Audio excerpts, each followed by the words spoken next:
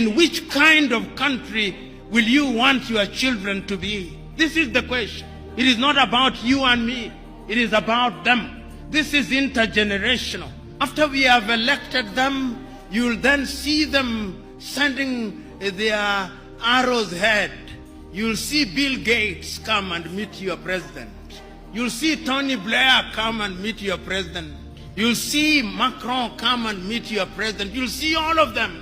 And then they will never admit, but they'll be told, if you want money in agriculture, behave this way.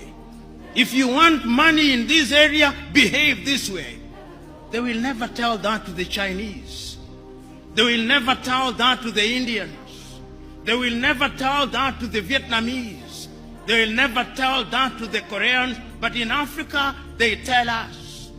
That is why, as I speak to you now, under this new scramble, the IMF and the World Bank are back, telling you who to hire in your universities, what to sell and what not to sell.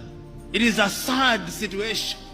So today, as I look at Africa in that new scramble, the Chinese are here, the Turks are here, the British are here, the French are here, the Qataris are here, the Americans are here.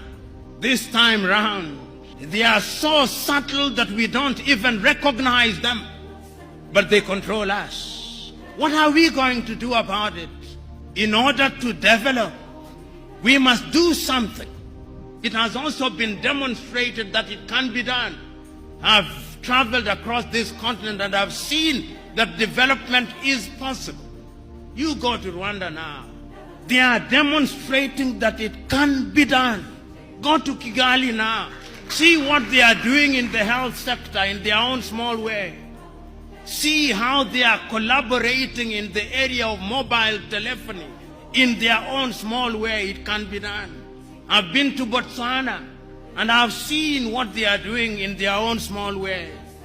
I've been to Mauritius, see what they are doing in their own small way.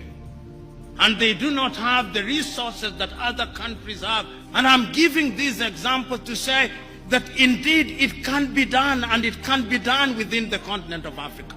So what we must do is to begin to pull together. We have 55 telephone access codes.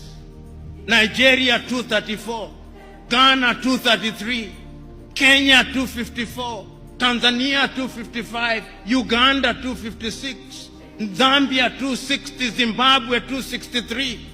How can we, in this day and age, you cross into Benin, you cross into Togo, you cross into Guinea-Bissau, you have a different internet connectivity. Why can't Africa have a single satellite and a single telephone code, so that when I travel from Mogadishu in Somalia to Dhaka in Senegal, like the Chinese do, like the Americans do, like the Indians do, we can have the same, because communication is critical to development. And I'm saying this, part of my agenda is to prick your conscience with live examples, that you may go out there irritated, but irritated to do the right thing. And I'm suggesting that indeed, when we talk about development, this is what we must do. Is Africa conscious of her state? Yes, Africa is conscious. This is what makes me happy. That after all these analysis, it appears to me that Africans have now recognized that going forward, we can only defeat the conspiracies, we can only have development as we are talking about it by working as a team. It is only through industrialization that we are going to be manufacturers in all sectors. Make unity attractive.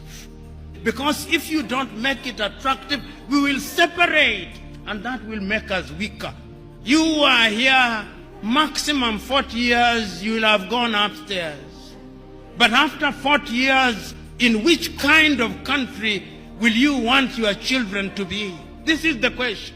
It is not about you and me. It is about them. This is intergenerational. Africa must change. Africa can change. And it can only change if we change our minds. And our minds we must change.